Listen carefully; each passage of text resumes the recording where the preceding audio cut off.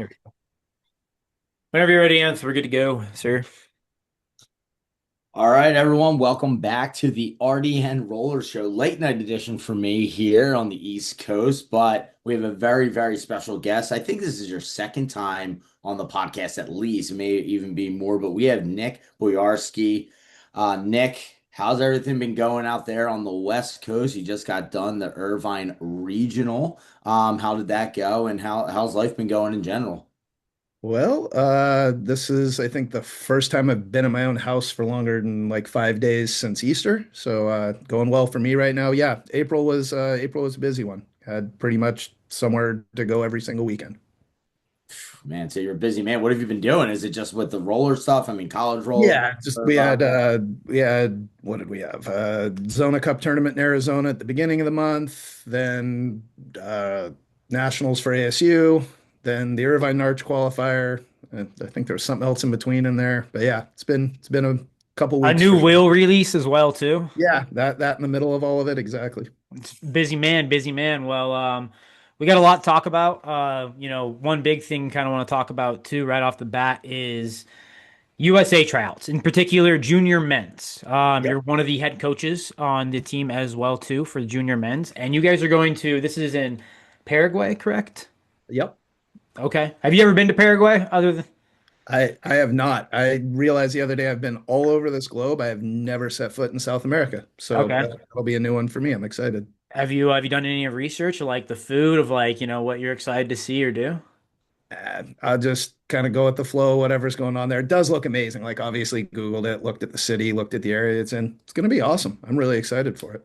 And to clarify, I am the assistant coach. Dan Maxwell is the head coach. Oh man, sorry Dan. I know I hear his fingers just going right now. Apologize. Dan, head coach, and assistant coach Nick Boyarsky. Thank you for joining the pod. Let's get into Team USA and really the World Championships junior men's application. Ant, if you want to take it away. Yeah, so I think one of the and I know this is becoming this is like a growing thing, right, with the NDP program, and it's kind of taken a few different avenues. So I think really what we wanted to get out there, because this deadline is coming up for May 13th for the last kind of, like, I guess you would say, like that final lap of applications. So really what we want to know is just a few things on, applying, what are some of the deadlines, birth years, things like that. So could you just touch on at a high level and take your time with it, going through Sure. everything that you think someone who is in these birth years should know about applying for Team USA? And we all know it's an amazing thing to play for Team USA, right? It's one of the greatest things you could do in our sport, but how do they go about it? Where can they get seen? How do they, find out more information? All the stuff that you think is super important. Sure. I think first off, this is just new. This is new for everybody. It's new for, not necessarily for the people running it, but it's a constantly changing and improving program that's set up. A lot of really good people involved in it, a lot of really smart roller people, smart hockey people involved, which is huge. It, it- this is an opportunity that I've been coaching youth roller hockey since I don't even want to talk about how long it's been. A long, long, long time Don't age yourself, man. Don't age yourself. since Robbie was playing 14 and under. How about that? Dude, it At was least 12 and under at well, Palladium it when might have I been met 12 and you. under. Yeah. He's Um, like, God damn it. I'm that old. This has been kind of the thing that this sport has needed forever. There needs to be a dangling carrot. There needs to be something that a 14-year-old kid trying to decide, do I want to play roller or ice? And when I say ice, I don't mean like tier one, they're on the best team in the country. I mean like, a run-of-the-mill double A team where they're gonna, travel 6 times and their parents are gonna spend 15 grand or whatever. Or do they want to play roller? And right now, the only reason to play roller is there's a few tournaments throughout the year. That's roller when you're a teenager. My hope and the reason I'm so heavily behind this program is this gives those kids a thing to want to go do, a dangling carrot to get to. And we're already seeing that after the last couple of years. Kids are talking about it, kids are asking me about it. The kids I coach are asking me about it. They're trying to understand the even birth years, the odd birth years, where do you go in this year? And it's confusing. And if you don't kind of know the situation, know how it works, it's a little daunting. And it's a lot of information, right? People don't necessarily like to absorb a lot of information these days. Like you got to kind of truncate everything down in a little tiny blurb. So, to kind of put it bluntly, The way the program works for the junior men, junior women's teams is you apply. So, you could be the best player in the country. If you don't apply for this team, you're not getting, nobody's reaching out to you going, "Hey, come play on this team." You have to apply so that the selection committee knows you are actually somebody that wants to participate on this team, that you want to be in the running for it, that you have looked at the dates, where you have to go, how long you have to be gone, roughly what the costs are. You have looked at those things and said, "Yes, I would like to be one of the people in the running for that," and then you go apply. Um, for this summer's World Games or this fall's World Games in October, that for the junior men, the deadline is May 13th to apply. And I believe junior women also May 13th. So for anybody interested in either of those two teams, the first off, you have to apply. And the link for that is on the NDP Instagram or any other social media. UStarsinlinehockey.org. There you go. Thanks. Get that application in first off. Then, from there, the process is these teams are picked off of all the players that applied. And, that list could be 15 people, it could be 55 people, it could be 105 people. At that point, the committee goes through, the scouts throughout the country are involved. So, say you're a kid from a small state that doesn't have a ton of roller hockey, but you're a pretty good player and you participate in some regional tournaments there. The NDP program has scouts throughout the country. If you play in any market that's got even a little bit of roller in it, somebody there is a scout. Somebody there will know who you are and have seen you played, or if they haven't, they'll seek you out, get information on you, and bring that to the committee. So there's no misconceptions anywhere in the country. If you think you have the skill level to compete on this team, you should apply. If you make the team, you don't make the team, that'll be based off of the selection process. But you cannot make the team if you do not apply. And to your point, even if you don't know like a lot about roller, or you're new to it, or you're an ice kid that is getting into roller, whatever it is, you can still go to this website, the USARS or the Oh yeah, NDP website, absolutely. ask questions. Hey, what regional should I be in? Who's going Yep. to be at that regional? Who should I talk to? Because obviously with our country being so big and there being all these regionals in different areas, you might not know someone in that area, right? Right. So you need to ask questions too. So I think it's important for parents at this age group, especially the junior age group, to to be proactive, right? And we talk about it all the time. I think we talked about it with Tim when we interviewed him about the men's team. Like if you don't apply, you're not getting on the team. This isn't Yep. a I'm the best person in the or best player in the country. I'm just getting asked. No, Yep. you have to part of the commitment to playing Team USA is to be committed, like you said, right? Go through how much is it going to cost? Where are we going? What is the time frame work? Once you figure out those things, you have to be committed to this process, right? Absolutely. And I know a lot of the more talented oh 08, this year it's 2008s and younger are what's in consideration for the junior men's team. So you've got 08s, at the oldest group, oldest, strongest, most experienced. They're probably going to get the most looks, but at the same time, the goal of the ID skate they had at the Irvine qualifier right before it, that Dan and I did, one of the things that Head Dan coach said, Dan, right? head coach Dan, Okay, one of head the coach things that Dan. Dan said in that I that really stuck was, we're here to pick the best team. We just want to go win. So that's going to be whatever players are going to help us reach that goal, regardless of birth year. So, if you're an '09 and you're thinking, "Oh, I'll never make that team, it's all '08s," I would still apply. I would absolutely apply. There will And be I '09s on this team for sure. I think that's a great point because even not just in junior men's, but even in senior men's, a lot of people have that mentality. Like I'm never like, well, yeah, you're not gonna make it because you never applied for it in the first place, you know. But that's a very great point, and it's 2008s, 2009s, and 2010s that can Yeah, I apply. mean, if again, I think you get down into 2010s, 2011s, you're going to need to, really be kind of a shining star from that birth year to where you are, better than somebody else. But Mhm. again, it's based off of skill level, and it's based off of maturity, and it's based off of, how you carry yourself, all of those things. I know what the process for this program and the things that are expected of these kids when you're representing your country, like, guys that aren't serious about this, guys that don't have some self-discipline, probably don't need to apply. But if you want to have that honor, wear your country's jersey and represent it like the men's team has, these last couple times around, this is how you do it. So, with that being said, you being the assistant coach here for the junior men's, like, what are you looking for? Like, in an ID skate, obviously, you're doing a lot of drills. You're probably doing some competitive drills, battle drills. You're doing probably a scrimmage at some point. But what are some of the outlying things that you're looking for? Is it leadership? Is it how if you get beat on a play, how you react to getting beat on that play? Like, what do you look for as a coach?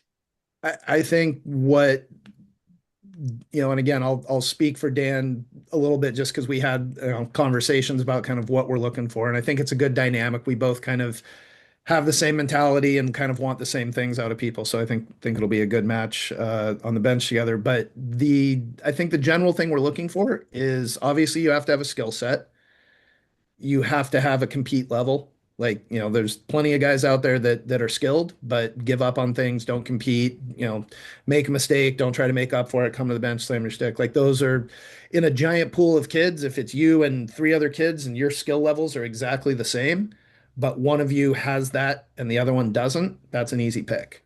So, responsibility, how you carry yourself on and off the rink. Do you know your role? You're not a lot of guys can say, I'm on a team with 11 other really good hockey players. Yeah. Most of these guys that saw the ID skate, a lot of them come from teams where they're, one or two on their team. Now you're on a team with everybody's one or two. You have to be able to play in that kind of dynamic. You have to be able to be an asset, however that ends up being. You might not be the guy expected to score every goal, even though on your team you are. That's a really good point, actually. Yeah, And it's hard to be, like you said, to be the number one, number two guy on your team and then come onto this team and you're maybe third line or second line, and attitude's everything, I think, as well, too.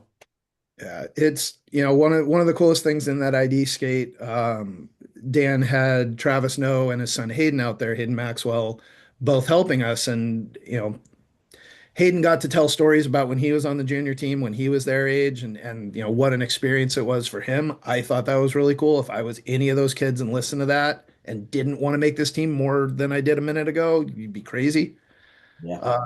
And Travis had a lot of really encouraging things and kind of put a lot of things in a good light for these kids that I think they'll understand after listening to him what, not just what an opportunity it is, but what an honor it is. I thought, both those things were really cool. Gave the kids really good perspective. And it's nice because you had someone who won with that junior team, right? Like, Yep. and had that experience, and you have Travis, a guy who scored a golden goal, right, for Team USA. And I think a lot of people saw his, I guess you would call it like his professionalism and his poise that he had. Like when we did the documentary with him this summer, the things that he was saying, like you said it earlier before we started the pod, like when he spoke, you listen. Yeah. Right. Be So engaging. having someone like that is a huge, huge benefit. And the fact that he's willing to come out there, spend his time to go do these things, like he's not getting paid for this, right? He's going out there and he just wants it to grow and wants his program to grow. It was awesome. Him and Hayden both were super engaged. They were, on the benches during the scrimmages, giving the kids pointers, giving the kids, pat on the backs, complimenting kids on their play, giving guys advice on what they should and shouldn't be doing out there. Like those are huge things. And the longer this program exists, the more guys like that it's going to create to help build the program. Yeah, and we need that too for Team USA when you go compete at these different nat world championships. You see a lot of different countries that they do a lot of preparing, and they start the process very, very early, and then they consistently have different tournaments they enter at their own, local regionals. So it is cool to see USA, come back and start doing this. I remember early, like 2008, 2009. Team USA had like West, Southwest, Yeah, East, yeah. and it was all over. But it is nice now to see like the youth have something and consistently can build to play with. So it's nice to see. The next ID skate for this will be in Chicago, correct? At the Windy City this weekend. Yeah, I think it's the Salt Creek Sports Center, and it's actually for my time, it's tomorrow, but yeah, it'll be Thursday of this week. So that'll be the last one there with Dan Costanza. Okay.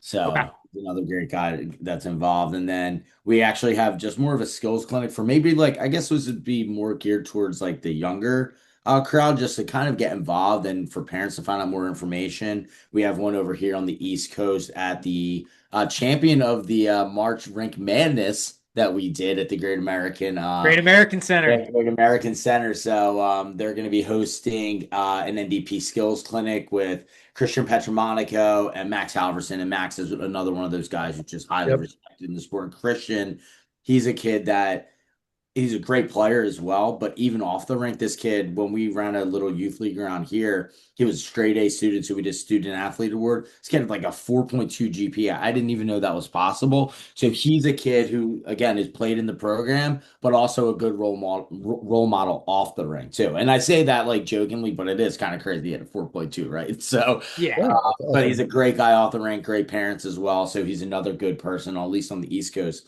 that kids can look up to. And that rink has such a good following. So it's good that they have those two guys there as well.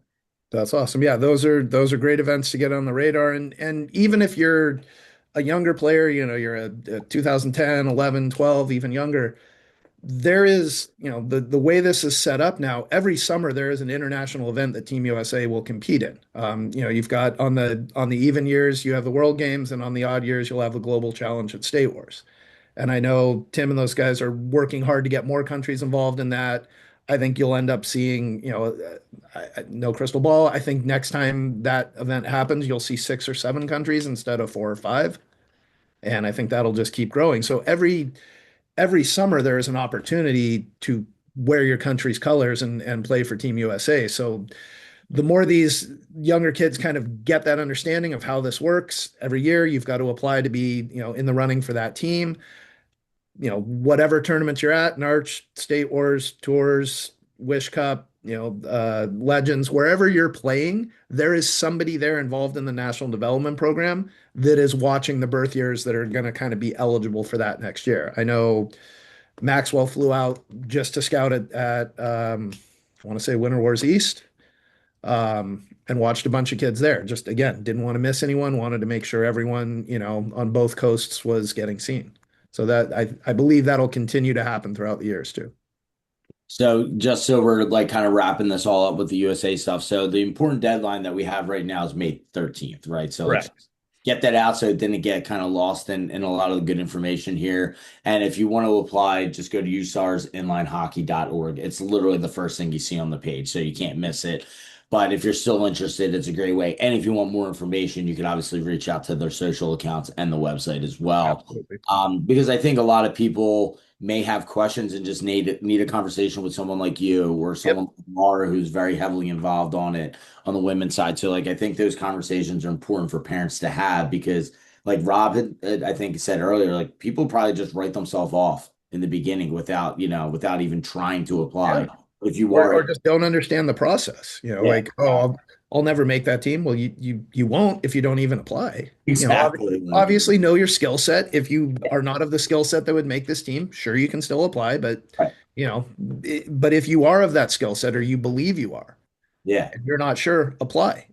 Maybe you're better than you think you are. Scout's going to let us know that. And if you're like one of those bubble guys, people get hurt, things happen, kid gets pulled into an ice hockey tournament that he can't miss. So maybe you become an alternate, right? So now you're in that list. And that's the most important thing is just being on the list, staying up to date with the information. And that's how, guys get on the team.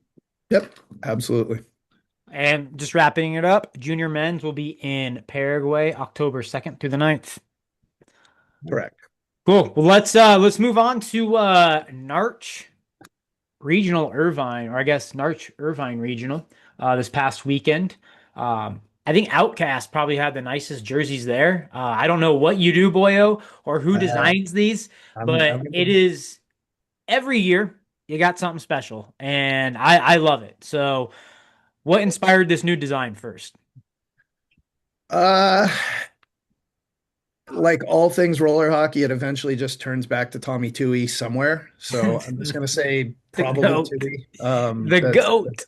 That's just where. No, I mean we've always kind of starting with Toohey's '92 team. We always tried to do like some sort of an Arizona themed thing, and I am not a baseball guy by any stretch of the imagination. And Toohey's always been like, you should do a D-backs one, you should do a D-backs one. Dude, they're big D-backs fans. Yep, they are indeed. I fought it, I fought it, I fought it, and then now I've got George Godinez involved in the program. George's the big Diamondbacks guy now too, so he starts push. So there's a little pressure campaign for that. Tommy was instrumental in kind of coming up with some of the ideas for it and showing me different Diamondbacks jerseys that we should go off of. But I will give the design credit on every jersey I've had for the last 10, 12 years at least to Nick Dowling and True Threads. I couldn't design something to save my life, but I can tell Nick what I kind of think I would like, and he turns that into my jerseys every time. The dude is a master. So, what's your favorite out of all? Because you guys have had so many jerseys. Do you have like Uh, a What top kind of three? question is that, Anth? Oh, it's a tough question, is what it. Yeah, that's like, I yeah, ask the that, tough questions. geez, that is you a know, question. my favorite forever will be the old Konixx Suns ones that the first year we had the Konixx Pro team. Those The jerseys, if you PHX ever, or the other yeah, ones? Okay, no, yep, yep. the white ones, the PHX ones. When he built those, like those weren't just a jersey. Like he legitimately took like a volleyball jersey, like altered the pattern, and then built lycra like compression sleeves and sewed that into the jersey. So sick. Like he built those were custom built by hand. Like the pattern was custom made just for that jersey. He has literally told me I will never make that for you again. So He's like, that was way too uh, much work, dude. got to imagine those probably cost $150 a jersey for everything that went into them. But those will always be my favorites. They were unreal. Yeah, they were unreal. And there is a group of 92s and some 91s that have them and swear they don't have them. Like I've never gotten one of them back because every one of those guys is gonna hold that thing until they die. Yeah, that got lost, boss. Sorry. You got to Um, get him to make you one at least. You got to get one of them remade somehow, some Someday, way. someday. I'll wait till Tui's not looking. I'll steal his dark out of his garage or something. there you go. Well, one thing we want to talk about was that 18U division. There is a 12 teams. This Irvine regional is mostly, I would say, it's a very high skilled regional. With this, you had two teams in this, two outcast teams, We did. Yep. and I will say, from watching OC Blades Black at Winter Wars West, seeing them at Winter Nationals, they're a very high end 18U team. I would say the team to beat in 18U. But the boys knocked them off, and didn't you guys win that? Knock them off in playoffs? No, we did not actually. So Or their am their I path. not reading the right thing? It's also possible I'm old. Maybe I forgot what happened. Oh, it was the Jets. Yes, it was the Jets that I knocked them. see. Okay, okay. So they that ended up with a Jets Blades game. It was back on rink one. I didn't get to watch much of the game, but from talking to some of the Blades guys when I was trying to figure out what happened, not that the Jets couldn't legitimately beat me, them, anybody else, that team is, I can't give them enough credit. Great group of kids, unbelievably good hockey players. That said, they beat the Blades in that, didn't just squeak one out. It's like 6-2, I Yeah. think. So I rightfully asked a couple of the Blades guys what happened, and I'll give them the defense. I will relay the defense I was told, which was we had, a couple kids gone for prom. I think Greener got kicked out. That'll happen.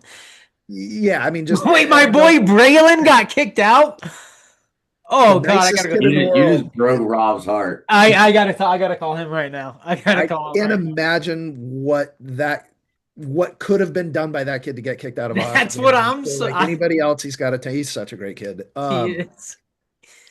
So yeah, that was kind of the explanation I got. Okay. So giving the Blades their due credit, I'm glad I didn't have to face either of those teams in a semi. I had a little bit easier go of it than they did, which was nice. Yeah, I was gonna say the Jets, that team's been playing together for a while. We were talking about earlier. In the championship game, you guys ended up winning 3-2. Can you just take us through that championship game? And I guess really what was it for you guys that, ended up winning that game? Here's the thing with that Jets team. Their goaltending is just as good as everybody else's goaltending. So from the back out, they're good. They just have to your point, Jerry's had that same group of kids together forever. They've been a pain in everyone's butt forever. They're hard to beat. They're strong on the puck. They don't make very many mistakes. They capitalize on the chances they get. Like any good platinum team, you take a penalty, you just roll the dice. You're most likely just giving up a goal. Um, I don't know how that. Like the thing I was most impressed about with those kids is they played 16s, 18s, and 21s. And I'm sure they'd play men's if they could figure out how to sneak on a men's team that young. Mhm. And like they had the same energy in every single game. I was telling you guys this earlier. Like, the core of that team, we had to play in the junior final, and we all are in a junior semifinal. And we also had to play them in the 18 final. And then, they were in the 16. It's like they were in every big game, and they're like they don't get tired. I don't understand. Like every game to them looked like their first game of the day, and they don't roll a big bench either. So I know you were asking me about my team, but I will give that team credit. They were damn good. So with this Outcast team, is this going to be the same team going into Narch finals? Is it going to have a couple different faces? I know historically sometimes, East Coast, West Coast, or is this just too early of a question? No, I think kind of what the plan is right now. I've had a group of 07s with the honorary 07 of Jackson, who's an 08. That group will come together and play again this summer, assuming everyone's ice schedule. God knows where Jackson gets drafted. Who knows if he can make it or not make it? We'll find that out after the draft. But the core of the great problem to have, right? Like, oh, I hope our best player is drafted, right? Yeah. Uh, that 07 team will stay together, kind of the same group of kids have been playing. And then what I qualified at this tournament, we've got two qualified teams now, or three, counting the gold team. Going to try to do kind of an 08 group with some of the kids that played for me in Mexico that'll end up being on this junior team most likely. Some of those guys I would imagine will make this team. Um, so kind of a combination of a clump of 08s and a couple 07s that I just don't have room for on the other team. And with Don Rosales and net, the goalie that we had, those are two platinum teams. My goal in a perfect world, I have to play my own team in a final. Like that's what I'm going for this They're summer. gonna split up the bench duty, one period one way, one period another. That is what Marvin Simmons is for, and Oh, that there is you what go. George Godinez is for. That is Maybe the I'll just let man. them, let each of them coach a team, and I'll go sit in the stands and eat some M&Ms, watch the game. Okay. That's actually the smartest move you can do. Just completely remove yourself from the situation. I like that. I will say with the guys I have coaching with me now, like it's awesome. I coached two teams this year, at Irvine. Usually I coach 20 teams. I've got unbelievably good coaches in our program from 8 and under up.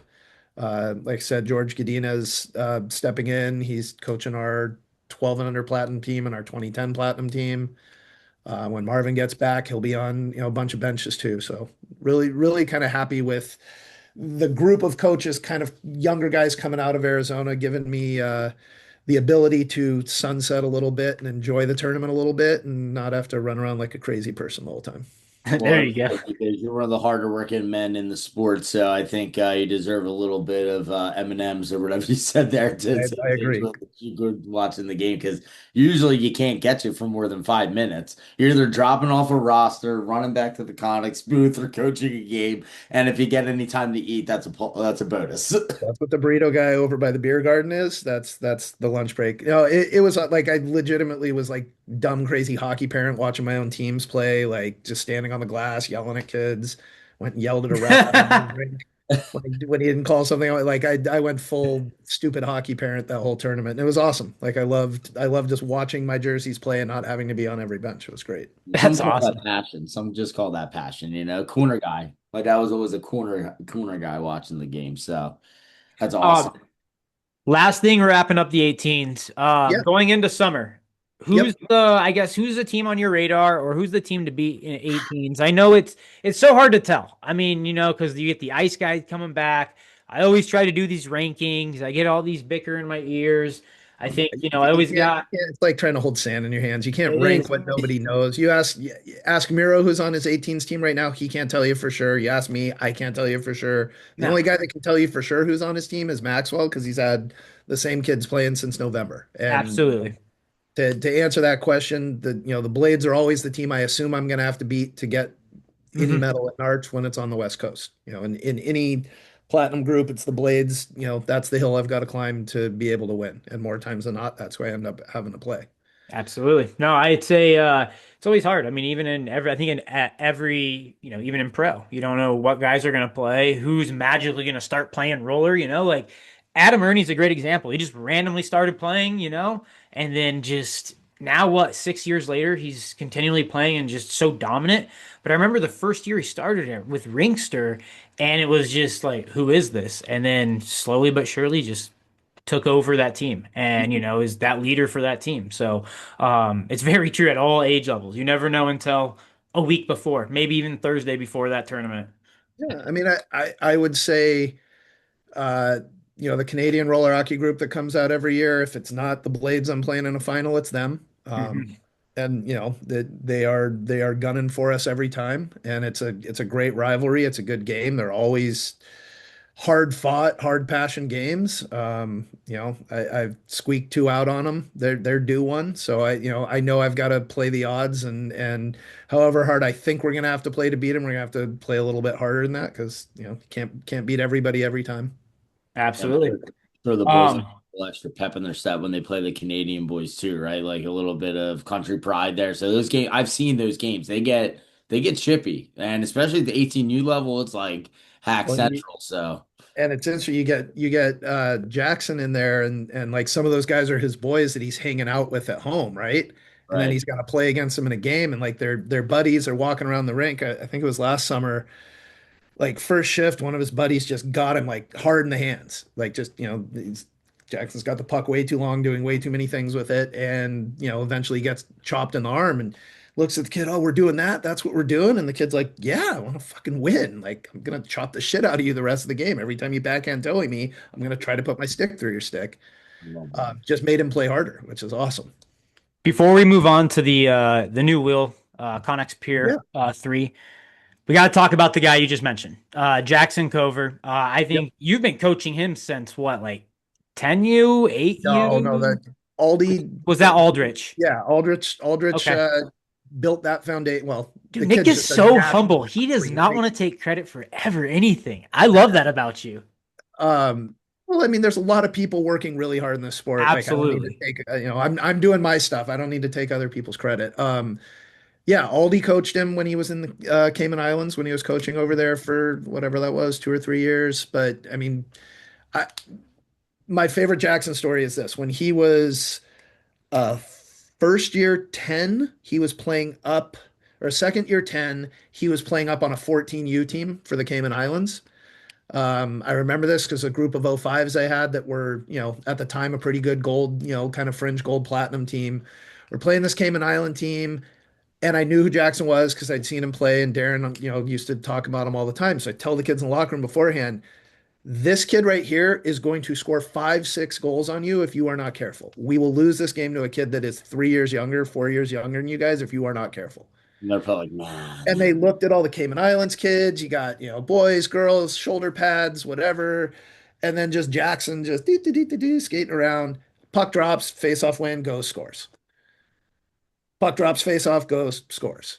3 goals in like a minute and a half. And I look at them all, I'm like, do you believe me now? Do you believe me that the 11-year-old's going to whoop your ass? He's not that good. He's I think we ended up winning that game by a goal. I don't know how. Yeah. And that's how good he's been since. He's been that good since. he has a switch, turns it on, turns it off, and I witnessed it at State Wars. I think he was playing with Team Ontario, and it was just when he wants to go and go, it's watch out and good luck. But he has a lot of skill, and I just love watching his roller game. It's just pure roller. You don't see him try to mix any ice. It's just so pure roller, and I love that. He I think last summer he played 16. Was he? Yeah, he could play 16s. 16s, 18s, 21s. And Played pro, right? With Black. yeah, we had him play pro at 2.0. Yeah. I think he got his first pro goal, and it was not against, like, wasn't against a easy team to score a goal. I mean, nobody's an easy team to score a goal on in pro, but he had just a highlight reel goal for his first pro goal. Yeah. And it was like no big deal. Like whatever skill level you put him at, whatever com level of competition you put him at, he is going to rise to that level. like very few players I have ever seen.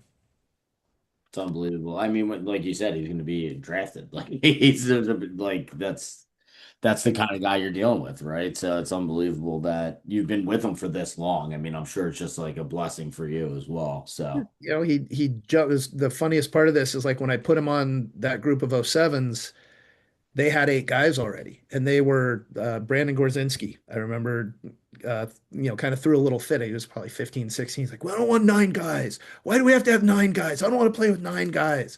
Like, he's really good. Just give him a chance. I don't want to, we don't need nine He's guys. really good. Give him a chance. yeah, give him be in the Like, by ship. the end of the tournament, they're like, we love him. Let's keep him. But, like, yeah, he just meshed in with that group of kids, and now like you put it, they don't see each other for 11 months. You throw them back together, and it's like they hadn't missed a beat. It's It's awesome. real. That's awesome. All right, well, let's get into it. I think the new wheel, Konixx Pier 3. Yep, Give us the breakdown on it, the lowdown on the new wheel. sure. Kind of went, it's still the same blue, correct, as the Konixx Pier X, or is it changed a little bit, more of a brighter? Yeah, so it kind of overarching things in that. We haven't had a new wheel since God, the Purex was probably pre-pandemic. Yeah, so it's been 5 years, 6 years. Reason being, there's only so much you can do to a wheel. I mean, why fix something that's not broken? Well, yes, I mean you want to keep things fresh and update the graphics, whatever else. That's just never kind of been our thing. It's like I don't want to take the old thing, change the color, put a new graphic on it, and say here's the new thing. So we have been really working at if we're going to make a new wheel, it's got to be better than the old wheel we had. The other thing that to me was really important is stuff's really expensive. Like it is ridiculous finding out how much like if I had a $400 stick and somebody two-handed my $400 stick, I don't know how I would keep my shit together. Yeah. So, just skates, sticks, helmets, everything super expensive. My goal in this wheel was to keep it under $18, and we did do that by a dollar even. What we did in this wheel that was different is, it's literally there is nothing the same. The only thing similar to our old wheel is the word pure is involved in the name. That is where the similarities go. Entirely new urethane formulas. So this is our we call our urethane formulas our U-base formulas. This is our U-base 6, completely new formula. We have not used it on any other wheel. Our urethanes have different additives in them that allow for different properties to kind of get brought out in them. So those additives went into that. The things that we did differently is a dual pore wheel, the Pure X. So soft inner, harder outer, standard dual pore technology. We're all kind of doing the same thing there. We designed a new hub for this, our X core hub for this wheel, and it's unfortunately the wheel isn't translucent enough to really see that hub. We should probably put that on marketing. It's a really cool looking hub too. But the purpose behind it structurally was to give the wheel the rigidity it needs right before you get into that softer band. Okay. So, allowing for the little bit of flexibility you want without it being overly stiff or overly soft. So it has that new X core in it, new urethane formula. We kept the same, plus ratings. So we have 3 stiffnesses, 0 for softest, 1 for the mid, and 2 for the stiffest. The thing that we did completely different with this wheel, and this is part of what took a long time to get this wheel out, was we looked at the profile of what a wheel is, the shape, the profile of a wheel. We've used the same profile. Everyone in the sport has used the same profile since inline hockey wheels were made in the 90s. That's just the shape of the wheel, and it changes a little bit, a little more pointy, a little more round, but in general, it's been the same profile forever.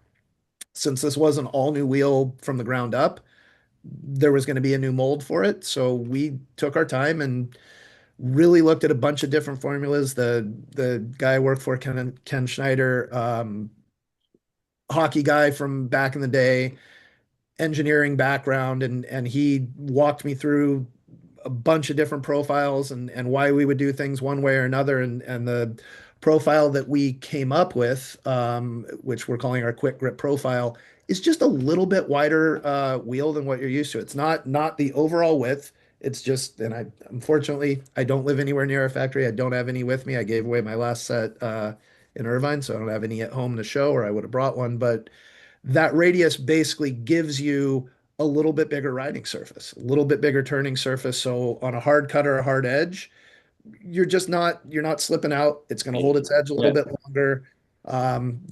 It's nothing revolutionary. We just took a chance on it and tried a bunch of different radiuses until we found one that didn't slow you down, didn't make your turns too wide, didn't feel clunky, didn't feel heavy under your feet, felt the same, but just gave you that little bit of extra grip and edge. I was gonna say, as you were explaining it, I was trying to figure it out, kind of like a, guess who sort of thing going on. And I looked at it and I was like, it looks like it's a little thicker, like a Yeah, little it's wider. just Yeah. more round. The Yeah, more, edges but coming when you off said of the more side of round, the yeah, wheel, that curvature is just a little rounder. And I could talk about it all day long.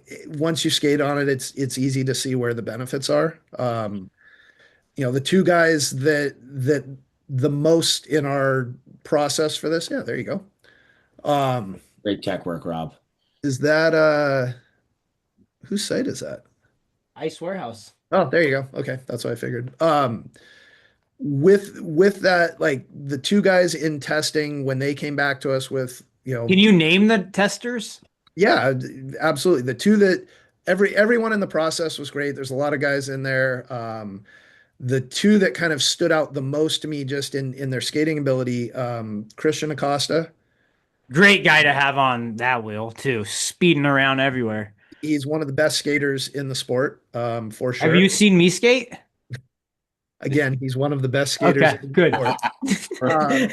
And the other Yeah, one, when I look at guys that are using their edges and guys that are just doing nothing but pivoting and edging, Joey DiMartino so we was the other did. That's what I was gonna say. Yeah, it had to one. be. And when those two guys got off that tester set and the feedback they gave me on it, we knew that was the radius we wanted. So let me ask you a question about Joey D real quick. He's a nut with his equipment, right? How he tapes his stick, he puts different color wheels in different positions.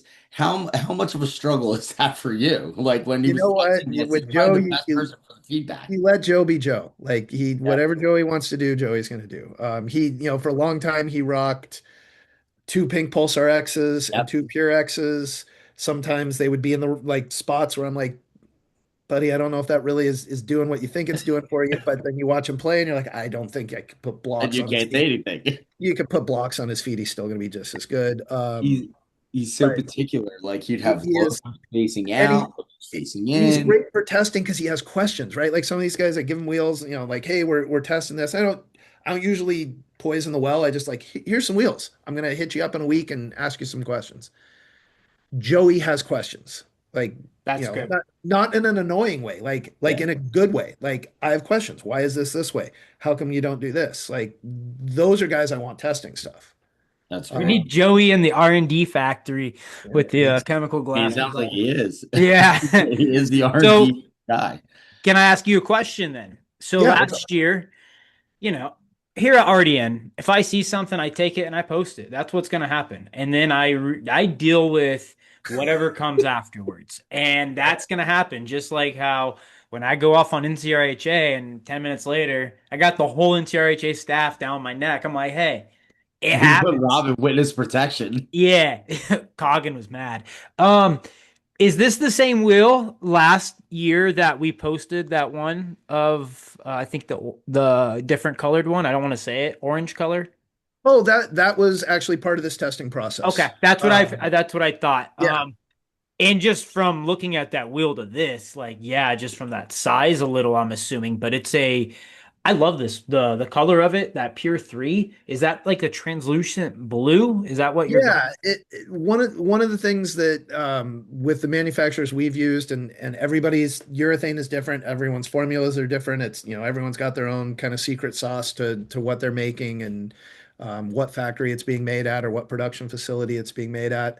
We because durability is kind of the first pillar in what we're looking for. Like it can perform great, but if it's not going to last longer than 10 games, like what's the point of that?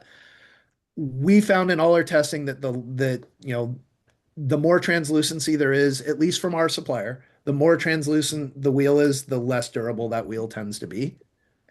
So we've always kind of gone with the most translucent we can get while still getting the durability we want. That makes total sense because I remember like the first like Konixx wheels, the Konixx Pures, guys would literally, I have guys, I kid you not, that still have like one or two of them on skates. And I'm not even joking. Like those wheels just, I would do wheel orders. I'd be like, all right, well, nobody's buying wheels. I'm like, why? Like because they were breaking down on them. Like, you know what I mean? It was like kind of a problem for me. Rob's digging. Yeah. There's one. There's one. Yeah. Don't, I have yeah. like I'm not getting rid of. I have like five that I set aside that are brand new. Dude, I've this one is like still actually really nice. Yeah, so interesting. So you see how kind of brown and yellow that wheel is? yeah, we talked. Actually, Yeah, let me see the graphic of that. Okay, yeah, this is an original pure. That was our biggest issue with that wheel was because there was no pigment, no dye in it at all. It was literally the inner band was white and the outer band was natural urethane. Yeah, this yeah. is a gold one. When But those would sit on the It wall at the retailer under the UV light, would, the brand new wheel would start to yellow and brown yeah, after a it would while, like brown, just pink, from yellow. Yeah, I remember that. But it and actually was kind of cool when it like pinked out. Like it yeah, kind of the looked like problem this is if ombre you're about thing. to spend I $90 on agree. something, I agree. and there's I some meant, bright white ones in that size, but all the ones in this yeah. size are shipped brown. I want bright white ones, so that I that's just thought the bright, the the white wheel inside though. baseball on why that wheel went away and why it never came back. I would say the white wheel though, I think was like the freshest looking wheel. Like I for agree. like they were so sick. Like. Every couple of years, I pitch my boss on let's do a limited edition run of these. Da da da da da. I almost got him to do it a couple of years ago. You guys might be Uh, retiring on a yacht if you did that. The whole Eventually, you community wish just there was that much money in done. the sport. But yeah, that's eventually that's something that I think so at some point before Tommy Toohey hits 40 and over Narch, I will make that commitment now. Before Tommy hits 40 and over, I'll have that wheel out. Might there be we 39, go. might be 39, but we'll get it eventually for him. I like the fact that and again, I think when people buy wheels, they could look at a price point, right? Let's just talk about from a consumer. Like people Yeah. look at a wheel, they look at a price point. They don't realize, hey, what goes into making a wheel. It is not just like you pour it in a mold and then it comes out the next day. There's cleaning processes, like you talked about the hub, the flex point of the wheel, how it responds to from a start to a stop, like all that kind of stuff. So I love that you are kind of geeking out with it and going into the details because I think after listening to what you said, when you're spending $17 on a wheel, you're like, oh shit, it actually makes sense why they're 17 bucks. Like these things go through this huge process and we have a small sport. So like that's why. And if you're buying a wheel that's 17 bucks and it lasts you 6, 7 months, however long it lasts, right? Depending on how much you play, what surface you're playing on, that's not a big investment, right? At the end of the day. And nothing's gonna last forever, right? Like, I've had people That's like send us nasty messages on Instagram like, I just bought these wheels 3 years ago and they're already and I'm like, 3 years ago? That's Re- awesome that these have lasted you three Thank years. you. Like, I Can I got get kids that that a are like, I want to, testimonial? Like, yeah, talk to some of the pro guys. It's my fourth round robin game. Can I get another set of wheels, please? It's it's not naming names. That's just one of those things that is just a no-brainer. Like if you're gonna make some, and not saying other people's wheels don't hold up, whatever. All I can be responsible for is my own wheel, and I want to know that if I've got to stare at you, from across a bench, or you're gonna come talk to me at my booth, like I don't ever want someone to be like, I bought your wheels, they lasted me 6 games, they suck. Like that's the day I stopped doing my job. no, uh, go ahead, yeah, Andrew. yeah, Rob. Well, I was gonna say for the design of this, is this something that um are you the designer behind this? Or who's kind of goes into with designing this wheel? Graphically, Yes. talking about the graphics. So we kind of to go on a little side topic. So this is the first of 3 new wheels that we're going to do. This is our flagship, so this is our top one. We'll be doing two single pour, same formula, single pour wheels on 2 different hubs that'll come out next month. And again, under $15, under $12 for those 2 models. All of those will have the new profile on them as well. So we're kind of transitioning our whole wheel line into that new profile. Um, and each of those 3 new wheels kind of has a distinctly different graphic to it. The red one that you had seen out there, which is the Gluon, is Okay. the name of that wheel, Eluon.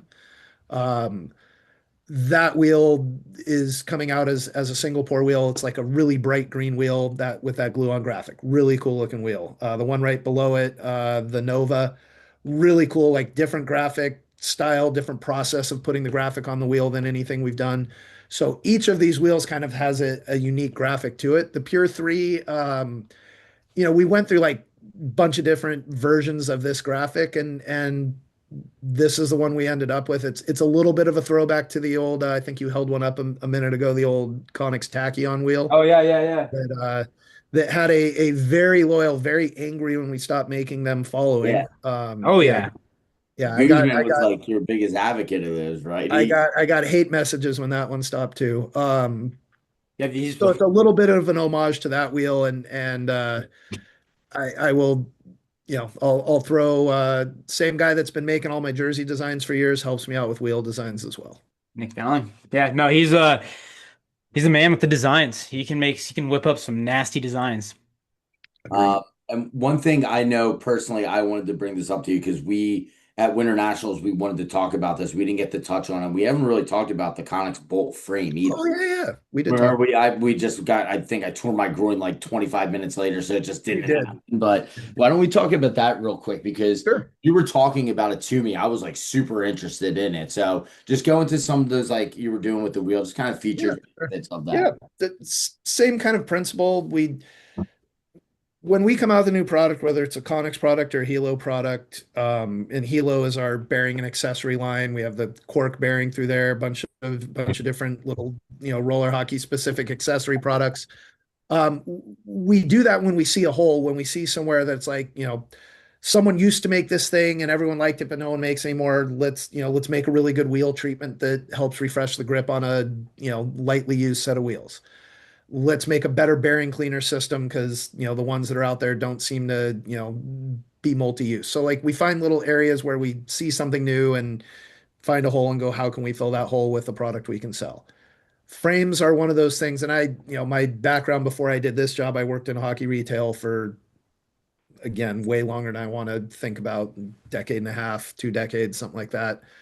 Um, Frames used to be good. Aftermarket frames, stock frames on skates used to be good. And as things kind of get in the industry down spec'd, what the chassis that used to be on the, $300 skate is now, not even close, or the $500 chassis, the chassis it's on a $500 price point skates, what used to be on a $200 skate. Yep.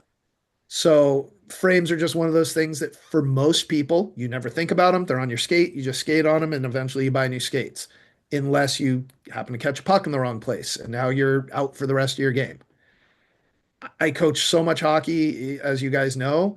The amount of players that I have had just not be able to finish a game because their frame on their $1,000 skate took a still mat puck at State Wars and is bent and they can't play now. Um, and not to say there aren't good aftermarket frames out there, there are, but what we aim to do with this frame was build something that A could be under $200 because that kind of seems to be the sweet spot of anything more than that, and you just start looking at why am I spending this much? Now I got to build a skate. It's going to be $1,600 by the time I'm done. So we wanted to keep the price under $200, and we wanted something that was going to like be able to take a Bauer puck or a still mat puck A and Bauer not puck. bend. And not bad. I mean, they're unfortunately for however much longer that blackmail is going on between the NCRHA and Bauer, we got to keep using that puck. That's the only thing I can imagine is there's some pictures somewhere.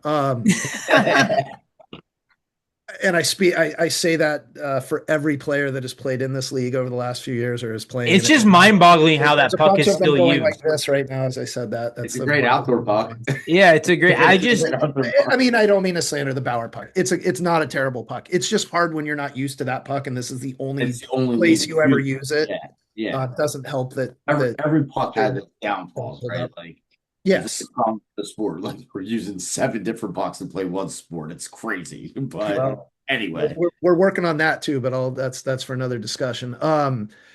So back to the chassis though, what we did with that was, we started working on that chassis a year and a half before it came out. We worked a bunch of different designs, finally found the, kind of the base design we wanted or the shape. We built samples, and then I put those on three guys, and I just sent them off for a year, and we moved on to other things. I had Marvin Simmons on a set of those frames for an entire year in Europe with still Matt pucks getting shot at him 4 or 5 times a day. Marvin's not afraid to eat a shot. He eats pucks all the time. That frame never bent. The other guys I had on that frame, that men's guys that I picked guys who used to bend frames all the time. Like those were the guys I put on those skates or on those chassis. Not a bend. Now, not to say that chassis is never going to bend. If it gets hit in the right place, by a puck at the right angle at the right speed, sure, it's going to bend. And like all companies, if it looks like it's a manufacturing issue, we'll take care of it. In general, though, like we have sold, a lot of those frames so far. I've had one that was bent, and I swear to God, a truck hit that thing because there is no way. Like I know how hard it is for that thing to bend. Well, what's interesting is the shape of the chassis is unique. How there's no bar really in the middle, and I don't know the technical term, but I feel like that prevents a lot of the bend because that's usually where it bends is in between your second and third wheel. So that was one of the things that Oh, I see. Yeah. that my boss that Ken did in designing that frame was, we looked at where frames bend, like where are the impact points, where does it get hit, where's the weakest spot? It's the area in between the cross members. That's the spot that's going to get hit. So, some of that shape is cosmetic, but a lot of that, is there for a reason. We tried to cut, obviously weight is everyone's next big thing, right? Like price was the first thing. It's Yeah. got to be, this price. Second thing is it's got to hold up and not bend. Third thing, it can't be a tanker. So weight wise, and I don't, it's late for me too, so I don't have the specs in front of me. I will just say weight wise, if you're comparing it to like a Kryptonium, which I think is kind of everybody in their heads, this is the lightest frame, a Yep. hair heavier than that and lighter than an aluminum. It's So it's 173 grams. Yep, You and say that's so, for the Rob, I'll large. believe you. Yeah, that's for the large. But Yeah. and I think my original thought of just looking at it without skating on it was like, okay, is that going to make it weak in the middle because there is no, like you said, cross section there, but you could tell the top part of the chassis is a Yeah. little thicker. Yeah, So and there's still cross that's members in between, in between the in the walls. There's top still part. cross members in Exactly. there. There's just Gotcha. not as much, yeah. And everyone's frame kind of does the same thing in different ways. Ours, the heat treated aluminum definitely helps. That hardened aluminum helps not be as brittle, helps it not bend as quickly. There's not a lot of like revolutionary thought that went into this other than we didn't want it to bend, we wanted it to not be too heavy, we wanted to keep the price right. I think the graphics came out really cool. I really like it. Okay, like cut out in the back. Yeah, that Gotcha. was okay. So test your old school knowledge. Are either of you old enough to know what that homage is to? What this? The K and the K cut out in the back. Is that K2? Like K2 Yeah, the like No, the aggressive skates. That's what I was thinking. no. um The idea. Oh, okay. Maybe Rob's gonna get it. Kryptonics? No, it's. I think it's you. I found something. I'm old enough to load over both of you guys. That was the Kuzak frame. Kuzak. Oh, It Oh. had we should have got yeah, that. because it was the That's on forward K, the us. backward That's K on so us. in their logo, so they had that flip Yeah, at the back. Oh, I gotcha. see. Oh, the There's back. some I there's should some have ties looked to at that Kuzak picture. in our ownership from back in the day. So we kind of joked about it at first, and then we just kind of rolled with it. We're like, that's another area we can cut some weight out, and our logo's a K2. That looks kind of cool too. I like Yeah, that. Rob and I went right to aggressive skating with a roller hockey podcast. We're idiots. Yeah. Last thing I gotta ask. Do you guys Yeah, make your product descriptions when you give them to like Pure Hockey or Hockey Monkey, or do they make them for you? For that's a really example, because whoever made this is phenomenal. The Konixx bolt frame delivers a lightweight yet remarkably durable chassis, engineered for sorry, it's late. Uh, without the premium price tag, so feel free to step in front of that shot and block it without worrying about your frames bending. I love that. Like, I want to say we wrote that internally. I I like definitely can it. tell you we do not use AI to write anything because we to be totally blunt, I did that for our new wheels just to see. It is so obvious when AI writes Oh something. yeah, Oh yeah. It's nuts. So no, all of our stuff is if you had to sit on the phone calls where we go back and forth and write little blurbs like that or our marketing stuff, I like it. probably more thought goes into that than needs to. Let's put it that way. Awesome. That's awesome. This has been great. This has been unbelievable. I love talking to you because I think it's just kind of known you're one of the great guys of the sport, the guys who does things right. And always I like it's one of those things like it's 1 a.m. right now, and I feel like I could go play a game. Like I'm so That's jacked up from awesome. this conversation. Like That's awesome. I got to get up at 5:45, so like and I'm jacked up ready to go. So I just love I think, and this is just wholeheartedly like your passion that you have from everything from the NDP stuff to the Outcast to Konixx, like you're involved in a shit ton of stuff. Let's just be blunt about it. And it's cool to see someone who's been in the game. And I'm not, this isn't an age joke, but for so long and is still so passionate about it. I'm just saying thank you for being one of the great guys in the sport. And I think Rob and we talk about you a lot, like even offline. And like we always talk about like, oh, Boyo has a good idea for this. What would Boy, like you are someone that I think we both look up to as well. Thank you. Yeah, there's so many amazing people in the sport. Like I didn't get for a long time when I first started coaching, like why going to a nationals was such a big deal until I'd done it multiple years. And now I look forward to going to everything. I hate being gone for half the summer, but also like I don't know what I would do with myself if I wasn't gone for half the summer. I don't know when I would get to see the guys I'm going to get to see there and catch up with the people I'm going to catch up with. Yeah. You can only get yelled at by Jay Muro on a phone for so long. Eventually, you have to take it like man to man and just literally, I'm going to hang up this call with you guys and call Jay right now because he's called me twice while we've been talking. He drives What, me What what are are you your crazy. what are you He saying, drives me all over boyo? the ring. This is when I get phone calls from Jay. I'll text it to I okay, so wrapping this all up, I know we want to get into NCRHA. I think that's gonna have to be for that's a whole entire like I don't know. That's Anytime, a, we happy need to a talk about panel it. of I people. would love to defend, have me back on. We'll talk about it. I'd love to both roast them and also defend them at the same time because I think absolutely. both are accurate. And Um, I think there's both on, we're ignorant on one side, just saying one thing, but we would love to have you for an actual discussion about that because I think it does deserve um, a, a long time. Because there's so many things and avenues that I see that's wrong with it that people can actually enlighten us and let the whole community know this is why it is. I know Kevin Smith's very passionate about it, and I've messaged him multiple times, so that's something I would love to do with you. Yeah, Um, without him, Rob.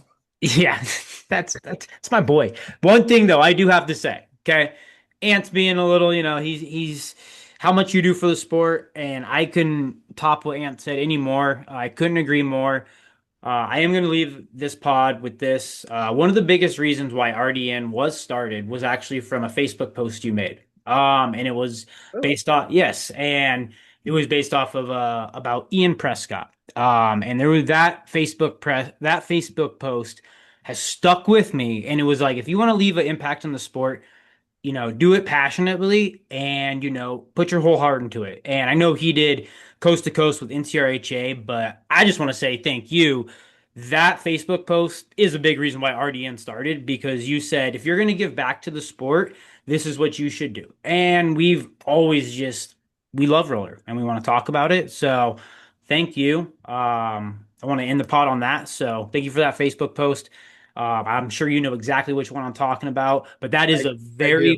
that is a very big reason why we started RDN. So I'm going to end it there, and thank you. Thanks, guys. Always a pleasure.